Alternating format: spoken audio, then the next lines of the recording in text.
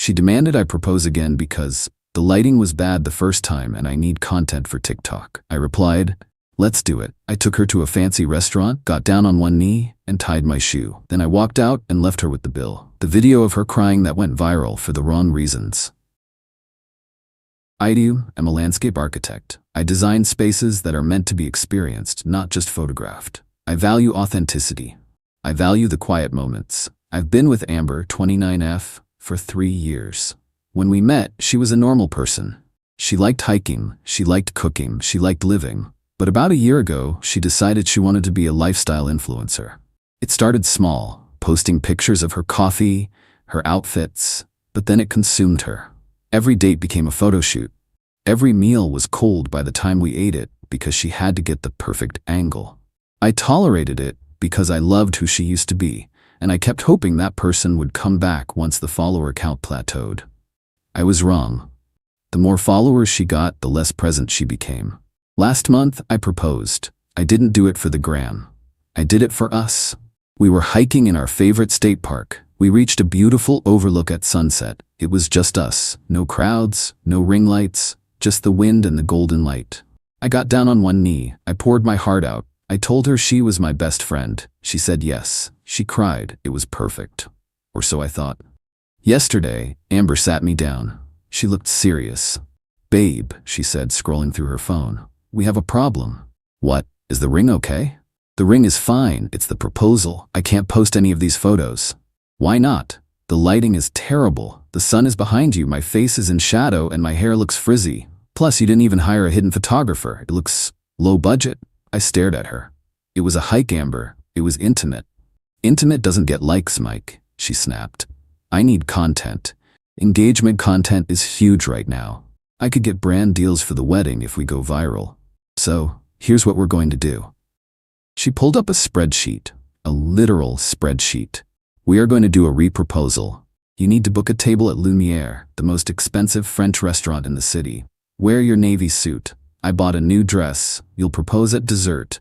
I've already hired a videographer to capture it from 2 angles. You need to cry a little bit this time. It plays better. I felt a cold knot form in my stomach. She didn't want me. She didn't want the marriage.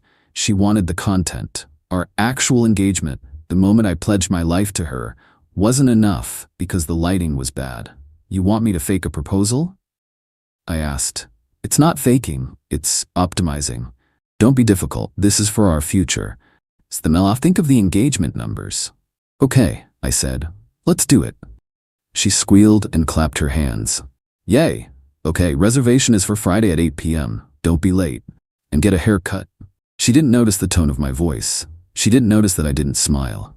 She was too busy texting her videographer. I didn't get a haircut. I did, however, go to the bank. I withdrew my half of the wedding fund we had started. Then I called my landlord and asked if I could break my lease early. He said yes, for a fee. I paid it. I packed my essentials while she was at her glam squad appointment. I moved them to my brother's house. Friday night arrived. I put on my navy suit. I looked sharp. Amber looked incredible, I'll give her that. She was wearing a red dress that probably cost more than my first car. Her makeup was flawless. She was in influencer mode, checking her reflection every 30 seconds, snapping selfies in the Uber.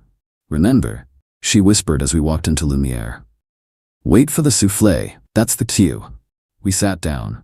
The restaurant was stunning. Crystal chandeliers, velvet chairs, the smell of butter and truffles. The videographer, a guy named Chad with a massive camera, was lurking in the corner, pretending to film the wine rack. Amber ordered for both of us. We need the aesthetically pleasing dishes, she told the waiter. The lobster thermidor and the truffle risotto, and the most expensive champagne you have. We're celebrating. She didn't ask if I liked lobster. I'm allergic to shellfish, she forgot, again. She spent the entire dinner on her phone teasing the big announcement to her followers. Something magical is about to happen. Stay tuned. I sat there, drinking my water, watching the woman I thought I loved turn into a marketing algorithm. The waiter cleared the plates. Amber kicked me under the table. It's time, she hissed. Go to the bathroom and check your hair, then come back and do it. I nodded. Okay. I went to the bathroom. I looked in the mirror. I didn't see a fiancé.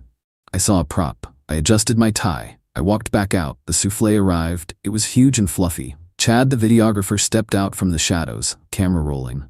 The restaurant went quiet. People were watching. The lighting was admittedly perfect. Amber looked at me, eyes wide, hand over her mouth in a practiced pose of shock. She was ready. I walked up to the table. I locked eyes with her. I slowly lowered myself down on one knee. Amber gasped. A tear, fake, rolled down her cheek. "Oh my God, Mike." I reached down. I grabbed the laces of my left shoe. I untied them. Then I tied them again. Slowly. A double knot. The silence in the restaurant shifted from anticipation to confusion. Amber froze. Her smile faltered. "Mike, what are you doing?" I stood up. I brushed off my knee. "Shoe was untied," I said loudly enough for the camera to pick up. "Safety first." "Mike," she hissed through her teeth. "Do it now. The camera is rolling." I looked at her. I looked at the lens. "I already did it, Amber," I said comfortably. "On the mountain. Remember? The place with the bad lighting. That was real. This is a circus. And I'm retiring from the circus." "What are you talking about?" she screeched, breaking character. "Propose. You're ruining the aesthetic." "I'm not proposing," I said. "I'm breaking up with you. You don't want a husband. You want a co-star. And I quit." "You can't do this," she yelled. "Everyone is watching." "I know," I said. "Great content, right? Viral gold." I turned to the waiter. "I won't be paying for this meal." She ordered it. She ate it. She can pay for it. Then I walked out. I didn't run. I walked. I walked straight to the valet, got my truck, and drove away. Behind me, I could hear the commotion. I turned off my phone for the night. I went to my brother's house, ordered a pepperoni pizza, which isn't aesthetic but tastes amazing, and played video games until 2 a.m. Update 1: The viral moment. I woke up the next morning to chaos. My brother burst into the room. "Dude, you're famous." He handed me his phone. Someone at the restaurant, not Chad, but a random diner, had filmed the whole thing on their phone. The video was everywhere. Twitter, TikTok, Reddit. Title: Guy dumps influencer mid-proposal after she demanded a redo for content. The comments were brutal. Did she really say ruining the aesthetic while he was dumping her? He tied his shoe, the absolute legend. She ordered lobster for a guy with a shellfish allergy. She belongs to the streets. Someone found my old posts mentioning the allergy. Then I saw Amber's version. She posted a tearful video from her car. Mascara running. "He humiliated me. He planned this. He's a narcissist. He left me with a $600 bill." She thought this would garner sympathy. She forgot one thing. The internet detects entitlement like a shark detects blood. Her comments were flaming her. "You made him repropose because the lighting was bad? You played yourself. He dodged a bullet. You dodged a bill? Oh wait, you didn't." Update 2. Amber tried to come home that morning. She couldn't get in. I had surrendered the keys to the landlord yesterday. She called me from the driveway. "Mike, my key isn't working. And where is the couch?" I answered. "I moved out, Amber. The lease is broken. You have 48 hours to get your stuff before the landlord changes the locks for the next tenant. I suggest you hurry." "You can't do this. I have nowhere to go." "Go to Lumiere," I suggested. "Maybe they'll let you wash dishes to pay off that $600 tab." "I had to put it on my credit card," she wailed. "I'm maxed out. Content costs money," I said. "Welcome to the production budget." I hung up. Update 3. This is my favorite part. Chad, the videographer she hired, contacted me. He sent me a DM on Instagram. "Hey man, sorry about the drama. She refused to pay me because the video was ruined. I have the raw footage. It's cinema. If you want it, it's yours for $50. I just want to buy beer." I Venmo'd him $100. He sent me the file. It was glorious. High definition, 2 angles, crystal clear audio of her saying, "Do it now. The camera is rolling," and me saying, "I'm retiring from the circus." I didn't post it. I'm not that petty. Okay, I lied. I sent it to her mother. Amber's mom, Susan, is a traditional woman. She hates social media. She hates influencing. I sent the video with a text. "Thought you should know why the engagement is off." Amber was more concerned with TikTok than the marriage. "I'm sorry, Susan. I tried." Susan responded, "Oh, for heaven's sake, I am so sorry, Mike. She is grounded. I don't care that she's 29. She is coming home, and she is getting a real job." Final update. 3 months later, I'm living in a new apartment. It has great lighting, but I don't post about it. I'm dating a girl named Jessica. She's a librarian. She has 40 followers on Instagram and hasn't posted since 2019. We went hiking last week. We saw a deer. Did you get a picture? I asked. No, she smiled. I just watched it. It was beautiful. I think I'm gonna marry her. Amber lost about 50K followers after the shoe tie video went viral. Brands dropped her because she became the face of entitled influencer. She tried to pivot to villain-era content, but it just came off as sad. Last I heard, she moved back in with Susan. Susan makes her pay rent.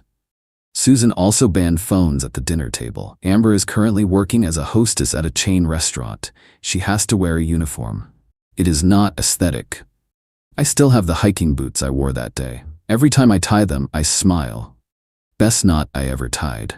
TLDR. Fiancé demanded a re-proposal for TikTok because the lighting was bad the first time. I took her to a fancy dinner, tied my shoe instead of proposing, and walked out on the bill. She went viral for being entitled, lost her followers, and moved back in with her mom.